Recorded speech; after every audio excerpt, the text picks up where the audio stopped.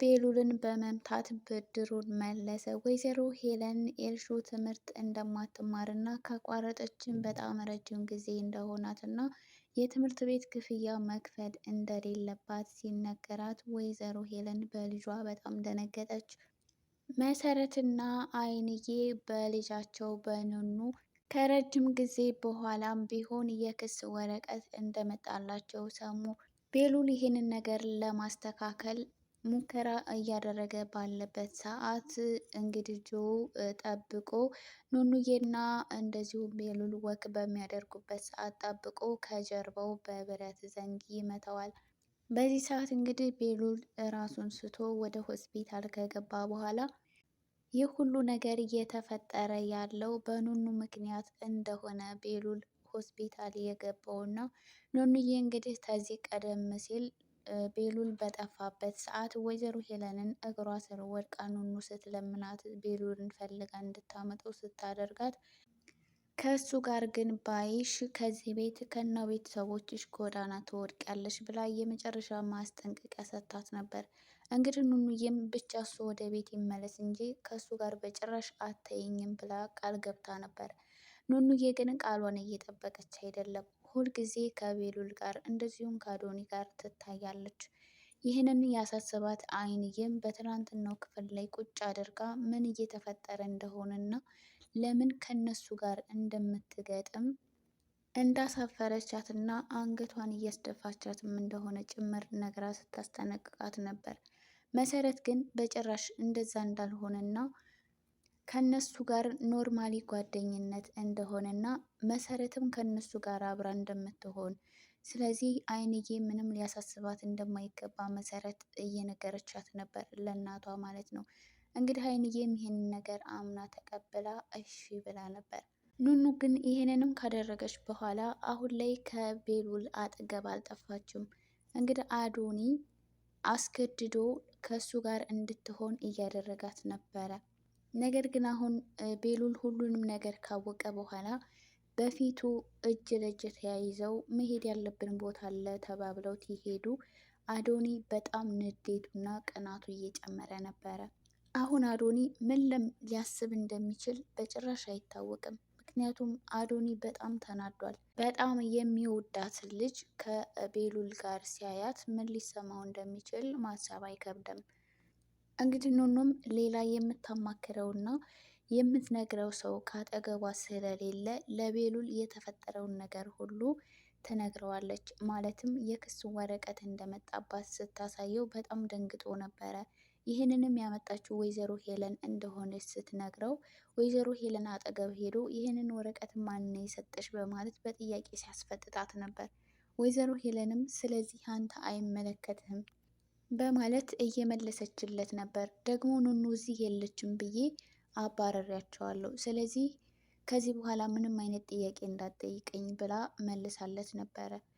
ቤሉል ግን ይህ ስርዓት ህጋዊ ስርዓት እንዳልሆነና ህግ በዚህ አይነት መንገድ እንደማይሰራ ጭምር ሲነግራት ነበር። እንግዲህ ቤሉል እዚህ ጋር የሆነ የጠረጠረው ነገር አለ። ይህ የወይዘሮ ሄለን ተንኮል እንደሆነ ልክ ከዚህ ቀደም የተሳሳተ ወረቀት በማጻፍ በኑኑ ልክ እንዳደረገችው ማለት ነው። ምናልባት ይህንንም እነሱን ለማስፈራራት የተጠቀመችበት ዘዴ ሊሆን ይችላል ብሎ ስላሰበ በዛ ላይ ደግሞ በጣም ረጅም ጊዜ ሆኖታል። ከዚህ በኋላ ክስ ሊከሱ እንደማይችሉ በደንብ ሁሉም ጠንቅቀው ያውቃሉ። መኮም ይህንን ነገር ሲሰማ እንዴት ከረጅም ጊዜ በኋላ እንዴት ሊከሱ ቻሉ ነበር ያለው። እንግዲህ መኮ በጣም ደንግጦ ነበረ። ነገር ግን ምንም የጠረጠረው ነገር አልነበረም። ቤሉል ግን ልክ ወረቀቱን እንዳየውና ማን እንደሰጣት ኑኑን ጠይቆ ወይዘሮ ሄለን እንደሆነች ስትነግረው ልክ ወደ ወይዘሮ ሄለን ነበር የሄደው። ወይዘሮ ሄለንን ጠርጥሯታል። ነገር ግን ይህንን ነገር በምን አይነት መንገድ ማጣራት እንዳለበት ገና እያሰበ ነበር። በዚህ ሰዓት ነበር እንግዲህ ጆ ቀድሞ የመተው ማለት ነው። እንግዲህ ጆ ቀደም ሲል ወደ ቤታቸው መጥቶ ወይዘሮ ሄለንንም ሲያስፈራራት ነበር። ወይዘሮ ሄለን እንግዲህ ኑኑ ላይ ያደረገችውን ነገር ሁሉ እንደሚያውቅና ስለ እሷ አንዳንድ ሚስጥሮችን እየነገራት ነበር። ወይዘሮ ሄለን በዚህ ሰዓት በጣም ደንግጣ ነበር። ቆይ አንተ ማነህ? ከየት መጣህ? እያለችም ጭምር ስትጠይቀው ነበረ። በዚህ አጋጣሚ ደግሞ ቤሉልና አዶኒ እንደደበደቡት እየተናገረ ነገር ግን እሱ እንደሚበቀላቸው ሲናገር ነበረ።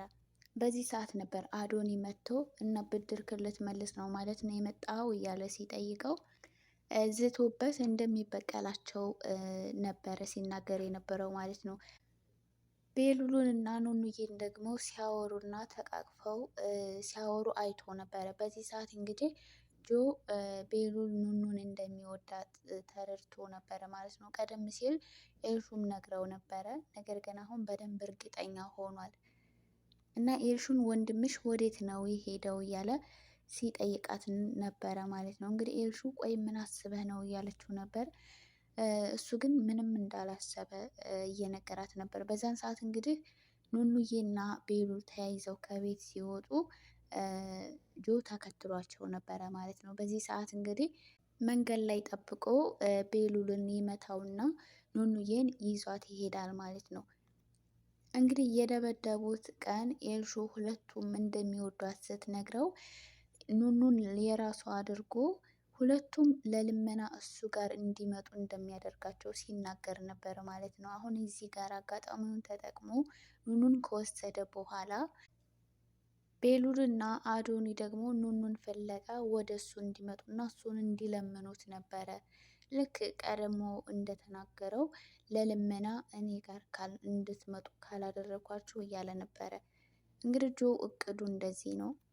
እንግዲህ በዚህ ሰዓት ነው ይህ ሁሉ ነገር ሲፈጠር ወይዘሮ ሄለን የልጇን አለመማር ሰምታ እንዴት እንደዚህ ሊሆን እንደቻለ እና ትምህርቷን ለምን እንዳቋረጠች ትምህርት ቤት እያለች የት እንደምትሄድ ጭምር እያስፈጠጠቻት ነበረ። እንግዲህ በዚህ ሰዓት ስልክ ተደውሎ ቤሉል አደጋ እንደደረሰበት ተነግሯት ነበረ ማለት ነው።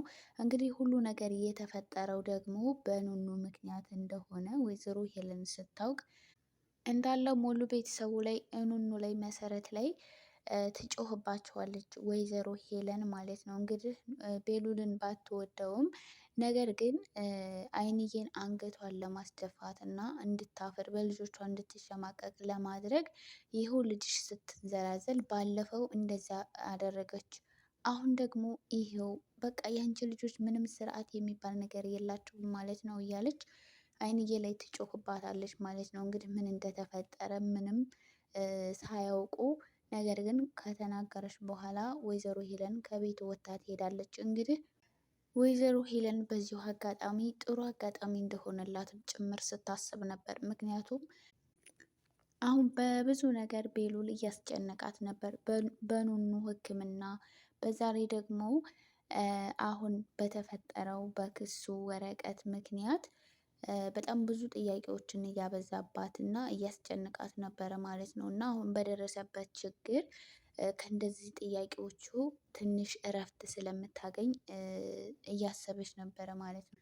ይህንን ነገር እራሷን ለማድረግም ሙከራ እያደረገች ነበር። እንግዲህ በቀደም ክፍል ላይ ቤሉል የአባትህን ጉዳይ ማወቅ ከፈለክ በምልክልህ አድራሻ ፈጥነህ ና ብለውት ተደውሎለት ነበር። በዛን ሰዓት እንግዲህ ይህንን ነገር ያደረገችው ወይዘሮ ሄለን ናት። ቤሉል እንዲከታተሉት በማድረግ ስለ አባቱ ጉዳይ ምን ያክል እያሰበ ነው የሚለውን ነገር ለማወቅ እና ምን እያደረገ እንደሆነ ለማወቅ ለመረዳት ወይዘሮ ሄለን ልክ እንደዚህ እንዲሉ አድርጋ መንገድ ላይ እንዲጠብቁት አድርጋ ነበር። በድብቅ እየተመለከቱት ነበረ ቤሉልን ማለት ነው። እሱ ግን ቀሩ ብሎ ልክ ወደ ኑኑ ጋር እንደተቀጣጠሩት አስቦ ወደዛ ሄዶ ነበር ማለት ነው። እና ወይዘሮ ሄለን ይህንን ነገር ማድረግ የፈለገችው ለምንድን ነው? በዛ ላይ ደግሞ ኑኑ ላይ የክስ ወረቀት መጥቶብሻል፣ ክስ ተመስርቶብሻል ብላ ኑኑ ላይ ይህንን ነገር ማድረግ የፈለገችው ለምንድን ነው? ቤተሰቡ እንዳለ በጭንቀት እንዲታመስ ወይም ደግሞ ከዛ ቤት እንዲወጡ ነው ፍላጎቷ ምንድን ነው? በዛ ላይ አይንዬ መሰረት እንደዚሁም ደግሞ ወንድሟ ቤሉል ላይ በደረሰው ነገር በኑኑ ምክንያት እንደሆነ ሲያውቁ ምን ሊያደርጓት እንደሚችሉ ምን ያክል እንደሚያሸማቅቋት በጣም ከባድ ነው። ኑኑም እንግዲህ የእናቷን ሐዘን የእናቷን መከፋት ስታይ ምን ያክል እንደሚከፋት እና እንደምታዝን መገመት አይከብድም። እና ይህን ሁሉ ነገር እያደረገች ያለችው ሁሉ ኑኑን ነው እየጎዳ ያለው ማለት ነው። እና ይህን ሁሉ ነገር ኑኑ ላይ ማድረግ የፈለገችውን ለምንድን ነው? ኤልሹ ብኮን እኩያዋ ስለሆነች ምናልባት ሁሉም ሰው ስለሚወዳት ልትቀናባት ትችላለች። ስለምትቀናባትም ነው ብዙ ነገር እያደረገች ያለችው። ግን ወይዘሮ ሄለን ኑኑ ላይ ይህን ነገር ለማድረግ ምንም አይነት ምክንያት የላትም። እና ለምን የምታደርገው ይመስላችኋል? ውድ የዚህ ቻናል ቤተሰቦች እንግዲህ አዲስ የሆናችሁ ላይክ እና ሰብስክራይብ በማድረግ ቤተሰብ ሆኖ እንግዳ ድራማ እንግዲህ ቀን በቀን በጣም ብዙ አዳዲስ እና እንግዳ የሆኑ ነገሮች እየተፈጠሩ ነው። እንግዲህ በቀጣይ ክፍል ደግሞ የሚፈጠረውን እና የሚሆነውን ነገር አብረን የምናይ ይሆናል።